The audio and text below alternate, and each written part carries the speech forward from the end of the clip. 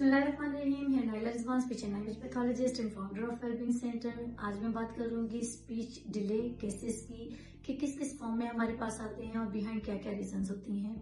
जब भी हमारे पास बच्चे आते हैं तो मेनी टाइम ऐसा होता है कि बच्चा स्पीच डिले के साथ होता है, लेकिन वो हेयरिंग एड यूज कर रहा होता है। इसमें कोई शक नहीं कि एक नॉर्मल फिनोमेना है या एक अंडरस्टैंडिंग पेरेंट्स में ये डेवलप होती है कि जब बच्चा रिस्पॉन्स नहीं कर रहा, आपकी बात को सुन नहीं रहा या अपनी स्पीच में डिले है, तो मोस्ट प्रोबेबली वो सुनने में उसको प्रॉब्लम तो नहीं है। लेकिन यहाँ मैं कुछ इंपॉर्टेंट चीजों को हाईलाइट करूंगी।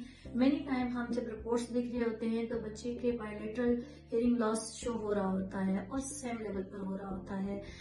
यहाँ एक और भी इम्पोर्टेंट चीज है कि बच्चा हियरिंग एड लगाने के बावजूद वो एक बड़ा टाइम अपना वेस्ट कर देते हैं, लेकिन बच्चे की स्पीच कम्युनिकेशन या लिसनिंग में अगेन कोई फर्क वो महसूस नहीं करते, तो फिर वो स्पीच थेरेपी की तरफ रुजू करते हैं।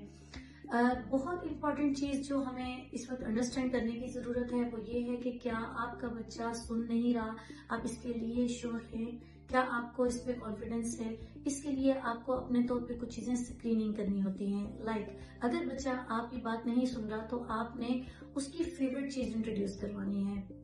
यहाँ पे हम बहुत इम्पोर्टेंट स्क्रीन टाइम पे सुनने वाली इम्पोर्टेंट और इंटरेस्टिंग चीजें, वो जो बच्चा बहुत ज्यादा इंटरेस्ट ले रहा होता है उसका साउंड्स भी प्रोड्यूस कर सकते हैं। उसकी मर्जी की चीज भी बोल सकते हैं जिसको नॉर्मली वो कंडीशन करके रखा होता है उसने।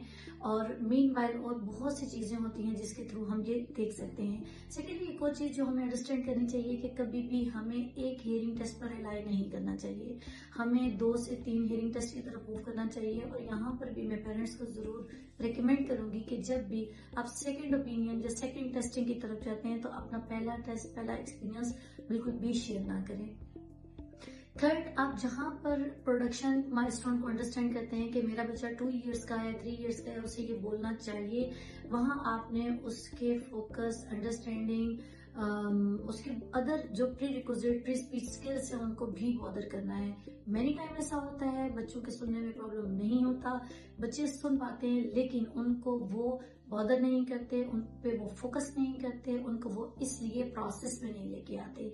जहां पर एक है हियरिंग टेस्टिंग हमें ये बताती है कि नहीं, इसका हियरिंग लॉस है।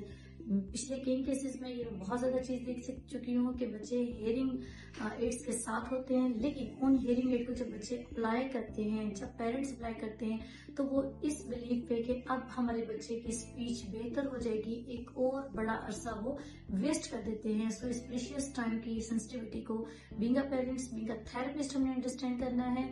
जब भी आपने ये डिसीजन लेना है कि क्या बच्चा सुन रहा है या नहीं सुन रहा, क्या बच्चे को हियरिंग टेस्ट की तरफ लेके जाना है या नहीं जाना, या बच्चे को हमने हियरिंग एड इम्प्लीमेंट उस पर करने हैं या नहीं करने, इसके लिए आपको एक थेरेपिस्ट की राय का लेना बहुत जरूरी है। आपको डिफरेंट वेरिएशंस में उसको स्क्रीन आउट करना बहुत जरूरी है एंड देन आप इस डिसीजन पे पहुंचे।